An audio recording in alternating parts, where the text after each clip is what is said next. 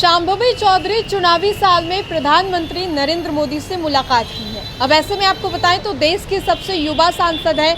अभी हाल ही में संसद में किस तरीके से कई मुद्दों को लेकर के बेबाकी के साथ शांभवी चौधरी ने सवाल भी खड़े किए थे और ये भी कहा था कि हम लोगों का समर्थन जो है वो है ऑपरेशन सिंदूर के समर्थन में।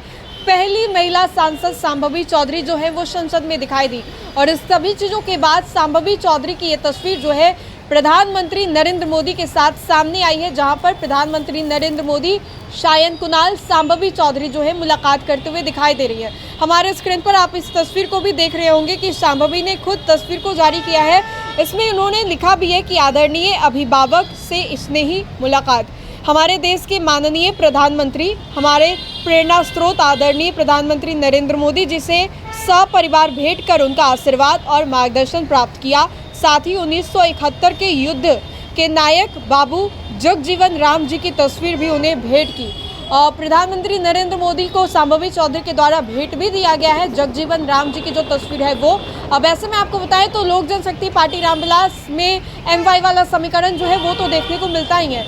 शांभवी चौधरी उसमें सबसे युवा सांसद हमारे देश की और पार्टी की सांसद भी हैं LJPR की।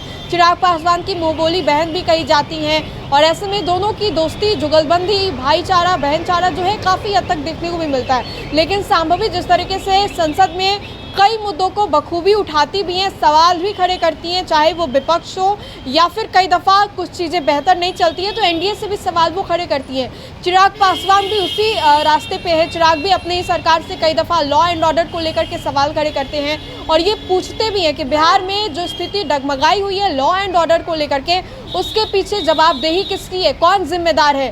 बिहार में कुछ दिनों से लगातार आपराधिक घटनाएं हो रही हैं, आंकड़े जो हैं आए दिन निकल कर के सामने आते हैं और इन सभी चीज़ों को लेकर के चिराग पासवान ने कहा कि शर्म आती ऐसी सरकार को अपना समर्थन देना। और उसी के बाद देखिए किस तरीके से NDA के कई वरिष्ठ नेताओं के द्वारा चिराग को जवाब भी दिया गया, कहा भी गया, लेकिन अब ये मामला थोड़ा ठंडा हो गया। इन सभी चीज़ों के बीच शांभवी चौधरी ने प्रधानमंत्री नरेंद्र मोदी से मुलाकात की है। बिहार विधानसभा चुनाव को लेकर के लोक जनशक्ति पार्टी रामविलास में सीट शेयरिंग को लेकर के अभी तक जो कशमकश है वो देखने को मिल रहा है। चिराग कितने सीटों पर मानेंगे नहीं मानेंगे, प्रधानमंत्री नरेंद्र मोदी से ये मुलाकात बहुत कुछ बयां कर रही है। तो फिलहाल के लिए इस खबर में इतना ही। बहुत बहुत शुक्रिया।